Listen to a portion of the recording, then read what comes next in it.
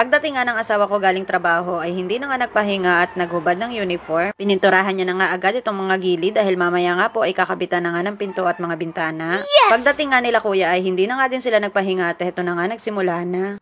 Tinanong ko nga muna sila kuya kung pwede ko nga silang videohan. Kung hindi nga ako nila na itatanong ay vlogger nga ako. At gagawin ko nga ako silang content. Hindi naman nga sila tumanggi at pwede naman nga daw. Yes! Ilang buwan ko nga pong pinangarap na maikabit na nga itong mga bintana namin.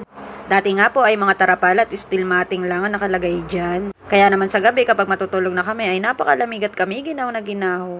At habang nagagawa nga sila kuya ay bumaba nga muna ako dito. Nag-selfie-selfie at nag-video-video nga muna ako dito sa ikakabit na sliding door. Ligayang-ligaya na nga ako ng mga oras na yan kaya naman yan napapa-opa na nga ako. At heto nga si po ay napatamblig na sa tuwa na maikabit na nga bintana sa kwarto ng bunso ko.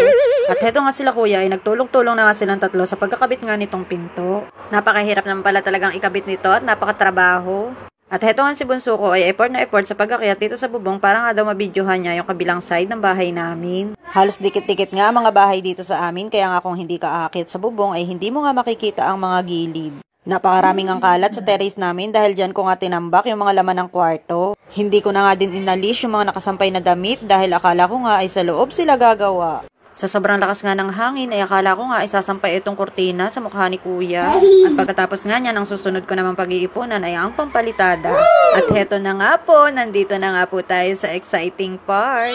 Sa mga oras nga na yan ay sobrang saya ng puso ko. Nagkakabugan na nga yung dibdib ko at wala na nga mapagsidlan ng tuwa.